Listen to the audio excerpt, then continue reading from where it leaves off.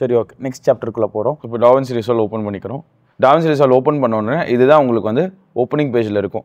நான் வந்து நிறைய ஃபோல்டர்ஸ் வச்சிருக்கிறதுனால இவ்வளோ ஃபோல்டர்ஸ் இருக்கும்.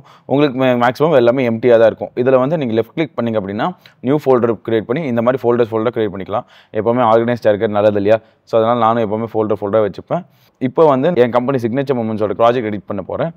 நந்தினி அப்படிங்கிற ஒரு ப்ராஜெக்ட். ஸோ உள்ளே போயிட்டு SM எடிட்டிங்கில் வச்சுருக்கேன் இல்லைங்களா, இங்கே வந்து நியூ ப்ராஜெக்ட்னு கொடுத்துட்றேன். நியூ ப்ராஜெக்ட் கொடுத்தோன்னா பேர் கேட்குது இல்லையா, பேர் கேட்கணும் நந்தினி என்கேஜ்மெண்ட் அப்படி சொல்லி நான் டைப் பண்ணியிருக்கிறேன். டைப் பண்ணி கிரியேட்டிங் கொடுத்தீங்க அப்படின்னா உங்களுக்கு இப்போது ப்ராஜெக்ட் ஓப்பன் ஆகிடும்.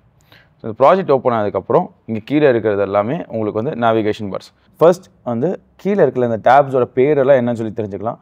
இது வந்து மீடியா பேஜ், நெக்ஸ்ட்டு வந்து கட் பேஜ், அதுக்கப்புறம் வந்து பார்த்திங்க அப்படின்னா எடிட் பேஜ், அப்புறம் ஃபியூஷன் பேஜ், அதுக்கப்புறம் கலர் பேஜ், இங்கே தான் நீங்கள் கலர் கிரேடிங்லாம் பண்ணுவீங்க. அப்புறம் இது Fairlight page or audio page, audio editing தேவையானது எல்லாமே இங்கே தான் பண்ணுவோம். அதுக்கப்புறம் கடைசியில் வந்து delivery tab or delivery page. இங்கே வந்து உங்களுக்கு என்னென்ன செட்டிங்ஸ் வேணும்னு சொல்லி செட் பண்ணி நீங்கள் டெலிவரி எடுத்துக்குவீங்க. ஸோ இது இவ்வளோ தான் சிம்பிளான ஒரு ஃபார்மேட். இந்த UIA பார்த்தீங்க அப்படின்னா அடுத்து ஒரு ப்ராஜெக்ட் எடுத்து இம்போர்ட் பண்ணி நெக்ஸ்ட்டு தேவையான ஃபுட்டேஜ்லாம் கட் பண்ணி அதுக்கப்புறம் அது தேவையான மாதிரி எடிட் பண்ணி அதுக்கப்புறம் அது தேவையான விஷுவல் எஃபெக்ட்ஸ்லாம் ஆட் பண்ணி அப்புறம் வந்து கலர் கிரேடிங் பண்ணி விஷுவல் எஃபெக்ட்ஸோடு சேர்த்து கலர் கிரேடிங் பண்ணி கடைசியில் வந்து ஆடியோ அட்ஜஸ்ட்மெண்ட்ஸ்லாம் ஒழுங்காக பண்ணி டெலிவரி பண்ணுற மாதிரி ஒரு ஃப்ளோவாக கொடுத்துருக்காங்க.